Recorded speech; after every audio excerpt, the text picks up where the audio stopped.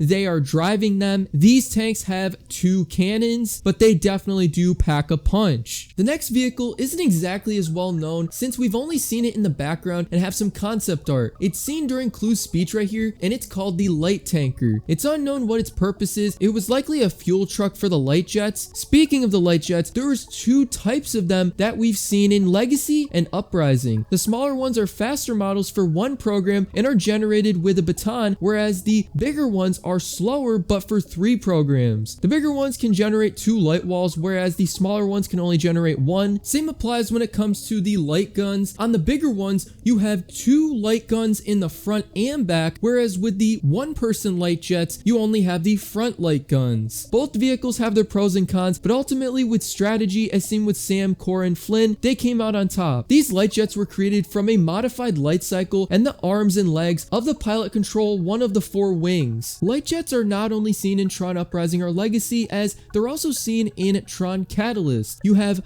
double wings, so you have 4 wings instead of 2, and you have 2 contrails in the sky. This one also generates 2 light walls as well. And moving from one vehicle Cora piloted to another, we have the Light Runner. It can go off grid with the wheels adjusting for better traction. It has 4 wheels and can carry 1 driver and 1 passenger. It can generate a light wall as well as 2 missiles and a mine launcher in the back. Now I just went over the light jets in Tron Legacy, but there's actually another version of them in Tron Ares known as the jump jets. These are similar to jetpacks, and it kind of merges the light jets with their wings and the wing chutes as seen in Legacy and Uprising. We've seen they can fully fly, but more often than not are used when jumping away for a quick escape and for a direct attack as seen with Athena at the NCOM building. But as we're just talking about vehicles Cora operated, remember she spoke of the NCOM 786 being the fastest? Well, the light roadster comes in 2nd place. It's very much like a real world car with 4 seats and is a prize that the program Link won for quote unquote turning in the Renegade. It's got a light ring type of steering wheel, has no weapons, no light walls, it has seat belts, headlights, and a retractable roof, as well as a rear view mirror and signal lights. The car can split into 2 with a 2-passenger light cycle designed very different from a normal light cycle. It has a red color design, but this circuitry doesn't have anything to do with what side of circuitry colors the program has. While on the topic of quote unquote normal vehicles, let's focus on the truck that many of the mechanics at Abel's garage use. We saw Abel use it to meet Tron in episode 12, though that one fell off a cliff, so the next time we see it in episode 15 with Mara, it's an identical model. These trucks are self-driving, as seen with Mara and Bit. She can switch it over to manual. This is likely their tow truck since we see a winch on the back, and this truck also has 6 wheels. And a similar yet different vehicle to the tow truck is the land vehicle. This has triangle wheels, 4 wheels in total, and it's very similar to the trucks we just went over for transport, but the ones in orange, which also have triangle wheels, are used for prisoner transport. And this vehicle right here, the Street Sweepers, is very similar in design to the land vehicle and the tow trucks, but this one comes from Tron Catalyst. Now the list of regular vehicles goes on and on. If we look to the road right here, the grid limo, which is seen in Tron Uprising and Tron Legacy with white and orange light lines. It has no wheels, and it is a luxury vehicle for important programs. And while we're on the topic of limos, we gotta go over Tron Catalyst's take on these vehicles as well. As you can see, this is what it looks like.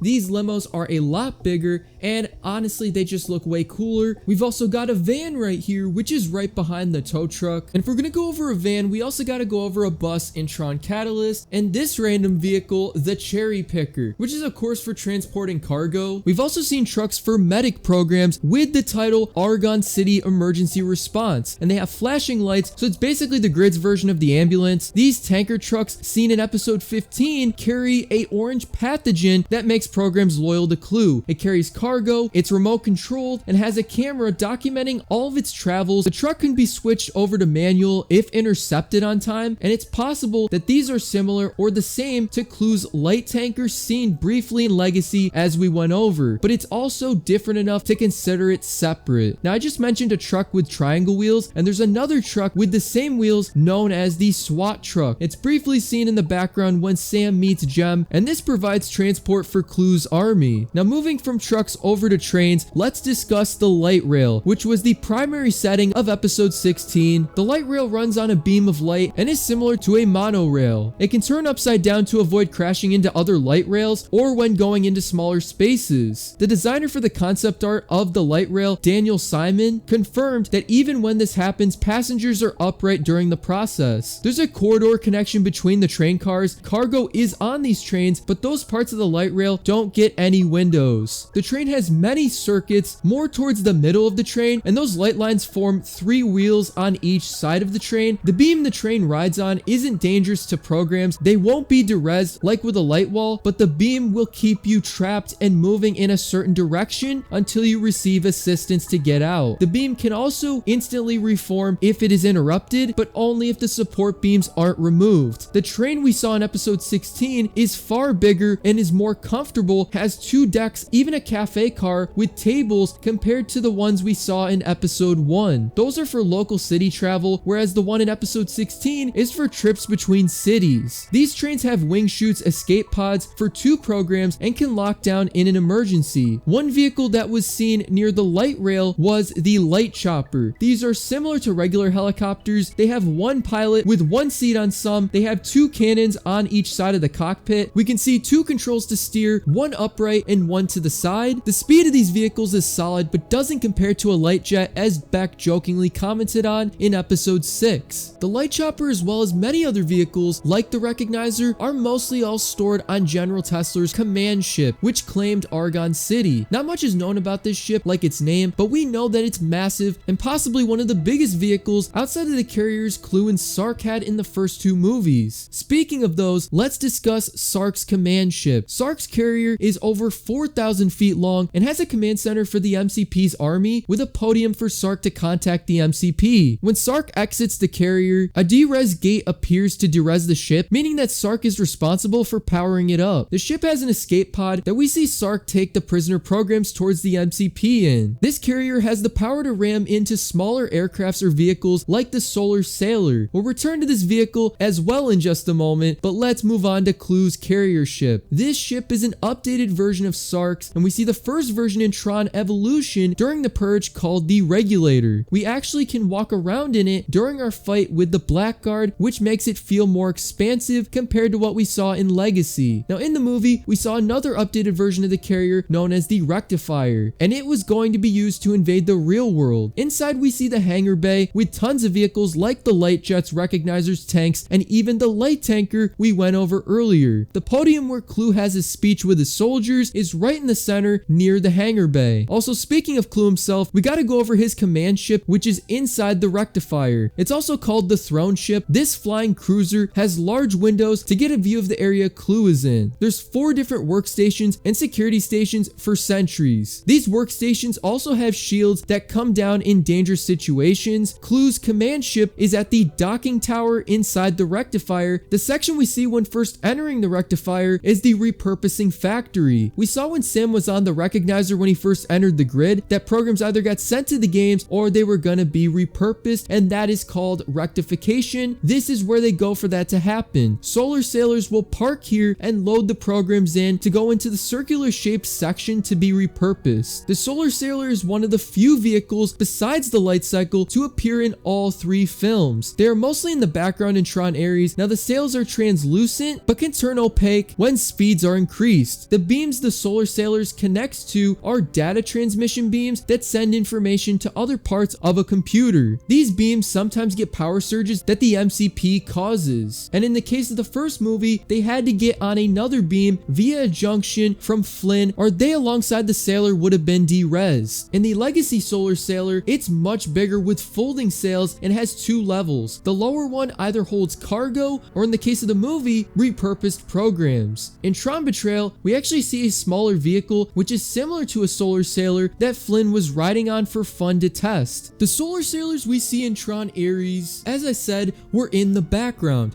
but there's tons of detail on these as seen from the behind the scenes concept art. The orange sails right here are so refreshing to look at, and we learn that these vehicles are no surprise carrying huge prototype weapons that Dillinger has made for the military at later phases in his plan. So we went over Clue and Sark's command ships, but Dyson also has one of his own. It's a diamond-shaped ship with 2 light lines leading off the prow. It's as big as Clue's ship, and Teslar's forces don't need them, as he says, likely due to them not having any weapons or being helpful in combat against the Renegade. We have these vehicles over here called the APCs. It has 1 driver and is likely transport for prisoners. Now there's actually a second APC, and this was in Tron Catalyst. This is the core APC, and if you look at it, it has about 6 wheels. It's like a mixture of a tank and the Dart. It's really cool to see the designs kind of overlap. A big ship though that's considered one of the safest is called the dirigible. We've seen it twice in Tron Uprising. It's only been used by the occupation, but it has blue-white circuitry as seen in episode 7 and orange circuitry in episode 15. It's one of the safest vehicles and doesn't get easily damaged. Only when it ran into a signal tower was it completely destroyed. It's pretty slow moving and used for cargo placed on top of the engine section or transporting important programs like the scientist Shaw. We also see the engine section leaves a trail of rings. Now let's focus on grid water, and by that I mean vehicles like the speedboats. They have a closed cockpit and it's unclear if they can generate light walls, but other types of speedboats we'll touch on in a second do. These seem like more standard base boats. Teslar's speedboat, however, is much bigger, with multiple programs including Tesla himself inside. This boat has turrets that can shoot at Beck and Cutler, while another speedboat comes in to save the day. This is the submersible, which Tron lays flat-faced forward. This boat operates like a submarine. It can generate a light wall, as well as it has ram hammers on each side against enemies. And last on the list of water vehicles is by far the coolest, and that is the light skimmer. This was seen in Tron Ares. It can ride on top of liquid surfaces and can switch into a submersible option as well. It first rezzed up through a baton as seen with Ares and Eve underwater. It has airfoil fins, which are control surfaces to keep the skimmer above water. And last but certainly not least is this light crawler vehicle. I think it's fitting that this is the last one, considering these vehicles are mostly seen as abandoned in Tron Uprising. They are basically this world's ATVs. They have 4 wheels for rough terrain, and they're fast, but nowhere near as fast as snowmobiles and light cycles. But those are all the vehicles in Tron explained. What do you think of them, and what is your favorite? Let me know down below, and subscribe for more Tron videos.